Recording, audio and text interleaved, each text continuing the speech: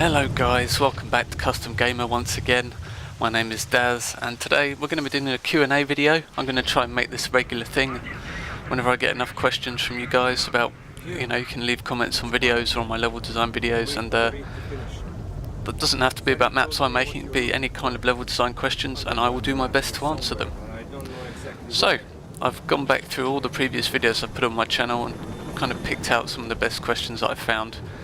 And feel free to leave comments in this video if you want to ask a question, and I'll do my best to answer it. So, let's get going. Okay, so the first question comes from David Lundvall, and this was posted on my Half-Life 2 factory map analysis video, and I'll answer the first two parts here as it's kind of the same thing. So how did you set up the combine encounters outside? You mentioned squads, and outside encounter feature randomness. How does your setup look like? So let's have a look at that now. Alright, so here we are in Hammer. This is the outside area from the video that you all saw. And ignore this guy here, this is a template. We'll come back to that in a minute. But these four guys here, I'll just select them all here so you can see, but they're all in the same squad. And what squads do is, the enemies in a squad all share information, things like where the player is, whether they've seen the player. And, you'll see here in the squad name box here, you just give them all the same squad name there. So this is Soldier Squad 1, and now they're all in the same squad, and it tells you what it does there, like they share information and cover each other when they attack. So essentially if one of them sees the player, then they'll all become active and start searching for the player. So that's what squads are. Okay, so to answer the next part of the question, we'll go to this entity here, and what he's asking about is when you came back from the barn in this map, combine soldiers would be randomly teleported in at certain points, and it'd be different every time. So this is what you do. You create a new combined soldier, tick the template NPC and the flags there, and otherwise set him up how you want. Make sure you give him a squad name, that's important. Make sure it's unique as well, so we've got Soldier Squad 3 there. And otherwise just set up the weapons and whatnot you've got. And then we use this entity, which is an NPC template maker.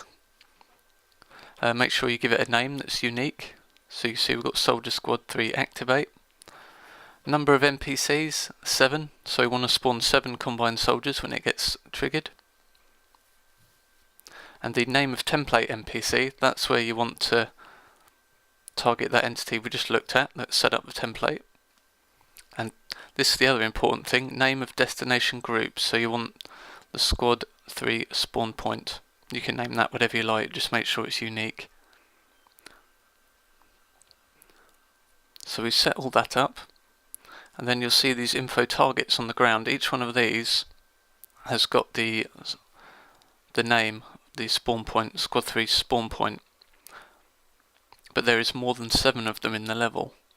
There's about 12 or 13 I think, and they all share this spawn point name, so that when the NPC template spawner is triggered, it will pick 7 of these spawn points out of the available pool and spawn combine at those positions, which is why it's different every time you go through, because it picks them randomly.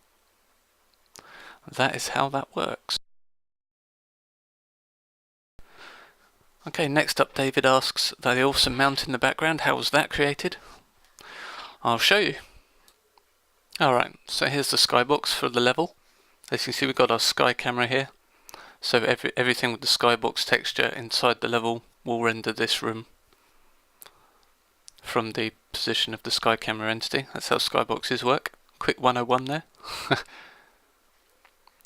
And as you can see we've got some brushes around the side here which have the mountain texture on them.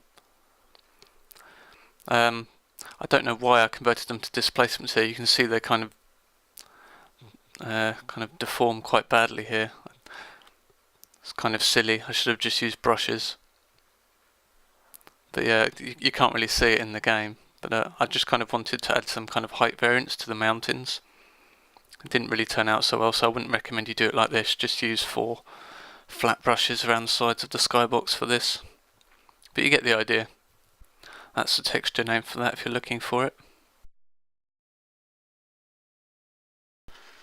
Alright, next up he asks, what Tonemap settings did you boost inside the barn? What he's referring to here is in the factory level design video, when you go inside this barn here, I edited the tone mapping and HDR settings so that it felt like the room was kind of glowing with all the fog in there. Like it was, the effect I was going for was that it was kind of hurting your eyes. You'll have to watch the video to see what I mean. But basically what I did was, I set a trigger in the doorway here. Oh, not that trigger. That one triggers the hunter sound effects, I believe.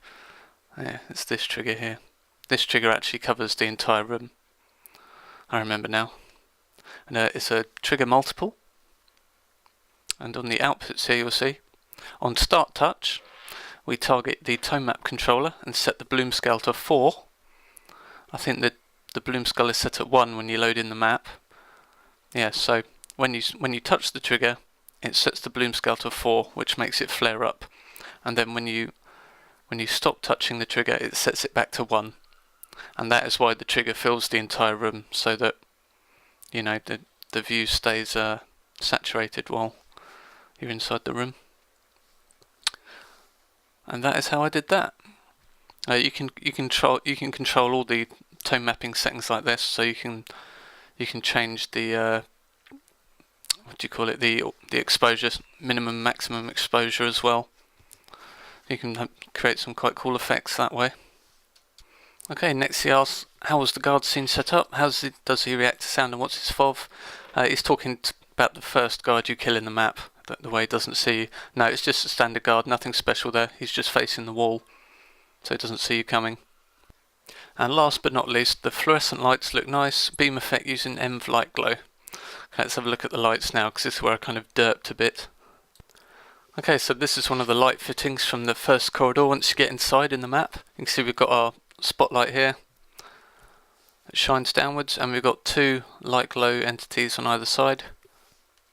These are actually point spotlight entities, and I originally thought that this was the correct entity to use, but in fact it is not. It has all the same kind of properties as the light glow. The only difference is here they're actually used for dynamic lights, and you can see we've got the no dynamic light flag checked there. So basically they function exactly the same as the light glow entities now, but if we didn't tick that, there would be dynamic light there. So yes, these entities should be env_light glow, which is the proper entity to use. You can see here we just created a light glow entity, and the options are exactly the same. So yeah, use those in your map rather than point spotlight. My bad.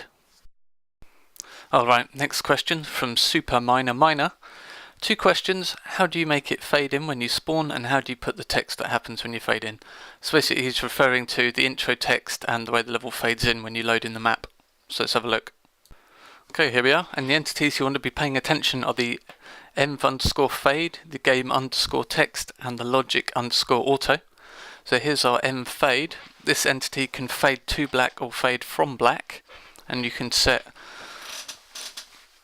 obviously the color, so we want black, the fade alpha 255, and this is important, you want it to fade in from black. If you don't tick that, it'll fade to black when you trigger it. So make sure you set that the way you want, and give the entity a unique name, of course. So ours is called start fade. And then if we have a look at our game_text, you see we've got the message text, which is what is displayed on the screen. It's got Power Hungry, which was the name of the map I was working on. And you can see we've given it a unique name at the top there, start text. And everything else is just to set the colour of what the text looked like, and it's the way it fades in and out on the screen. And that is all you need to do there. Now the way I triggered all of this, there's many ways you can do it. I just triggered it straight from the logic auto. A logic auto is an entity that fires its outputs when the level loads. So if we have a look at this, you see it's empty, but on the outputs this is where all the fun stuff happens. We can ignore the tone map controller stuff, that's just setting the HDR settings for the map on level load, so we don't need to worry about those. So as you can see here, We've got the intro music that starts. I didn't show you this entity, but that just plays the music when you start the level. So we trigger that straight away without a delay. Start fade with the fade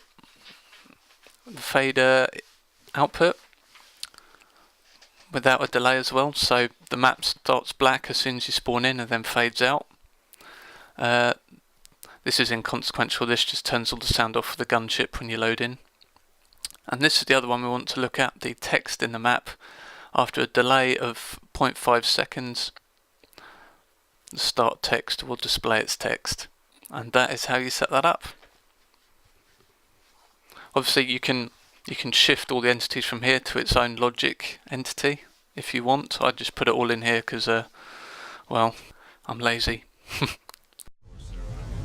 Okay, that just about covers it for episode 1, guys. So if you'd like to ask me a question, any level design related question, maybe you're making a map and you're stuck on something, or you're not quite sure how to trigger something up, or you want to ask about, something to do with visuals in your level, anything like that, I'll just give my 2 cents on it. I'm not promising I'll be able to answer every question, but I'll give it a go. So you can email at customgamerqa@gmail.com, or you can just leave a comment under this video, or you can tweet at me at TDDaz on Twitter, and I'll get around to your question as soon as I can. I'll see you later, guys.